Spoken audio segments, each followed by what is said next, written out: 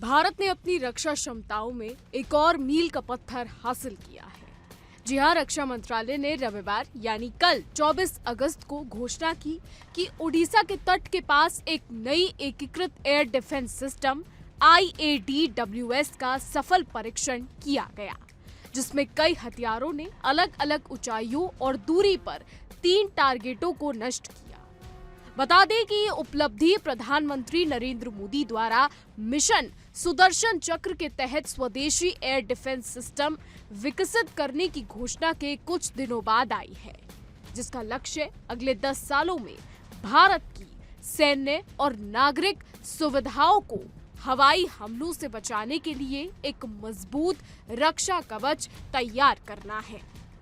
बता दें कि मीडिया रिपोर्ट्स के मुताबिक शनिवार को रक्षा अनुसंधान और विकास संगठन यानी DRDO द्वारा आयोजित इस पहले टेस्ट में एकीकृत एयर डिफेंस सिस्टम IADWS ने अपनी ताकत का प्रदर्शन किया। ये प्रणाली त्वरित प्रतिक्रिया सतह से हवा मिसाइल, बहुत कम दूरी की एयर डिफेंस सिस्टम और लेजर आधारित निर्देशित ऊर्जा हथियार का एक बहुस्तरीय संयोजन है। ये प्रणाली भारत की राष्ट्रीय सुरक्षा ढाल का हिस्सा है, जिसे मिशन सुदर्शन चक्र के तहत और मजबूत किया जाएगा। अब आपको ये भी बता दें कि रक्षा मंत्रालय ने बताया कि उड़ान परीक्षणों के दौरान 3 अलग अलग लक्ष्यों, जिसमें 2 हाई स्पीड वाले स्थिर पंख वाले मानव रहित हवाई वाहन और एक मल्टी कॉप्टर ड्रोन शामिल थे, उसको QRSAM और VSHOR ADS और हाई ऊर्जा लेजर हथियार प्रणाली द्वारा कई दूरी और ऊंचाइयों पर एक साथ नष्ट किया गया।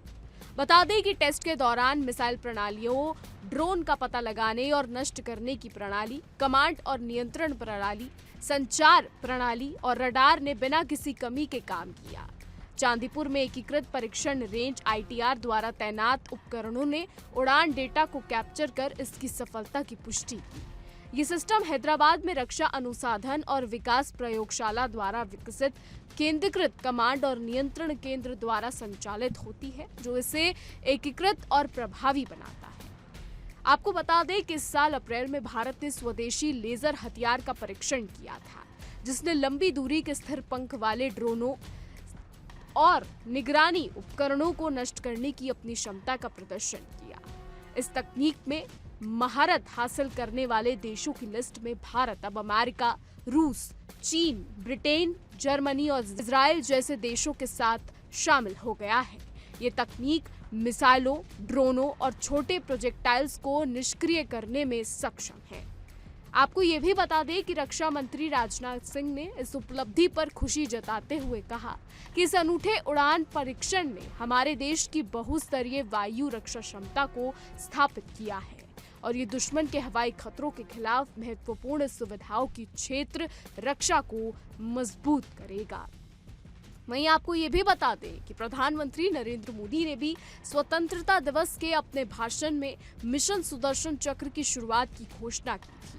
उन्होंने कहा था कि ये एक शक्तिशाली हथियार प्रणाली होगी, जो न केवल दुश्मन के हमले को निष्प्रभावी करेगी, बल्कि जबरदस्त ताकत के साथ जवाबी हमला भी करेगी।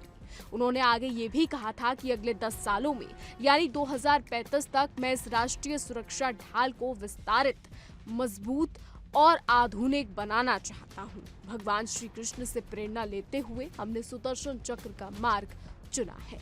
आपको ये भी बताते चले कि स्वदेशी वायु रक्षा नियंत्रण और रिपोर्टिंग प्रणाली आकाश तीर ने 22 अप्रैल को पहलगाम में हुए हमले के बाद भारत के सैन्य अभियान ऑपरेशन सिंदूर में महत्वपूर्ण भूमिका निभाई।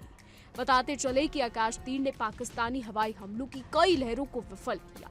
ये सिस्टम भारतीय वायुसेना के एकीकृत वायु कमांड और नियंत्रण प्रणाली IACCS के साथ मिलकर काम करती है, जो भारत की 4 स्तरीय वायु रक्षा ढाल का मुख्य केंद्र है। इसने पाकिस्तानी मिसाइलों और ड्रोनों का तुरंत पता लगाने, उनकी पहचान करने, ट्रैक करने और उन्हें नष्ट करने में महत्वपूर्ण भूमिका निभाई थी। फिलहाल हमारी आज की रिपोर्ट में बस इतना ही। देश और दुनिया की तमाम बड़ी खबरें जानने के लिए देखते रहिए इंडिया डेली।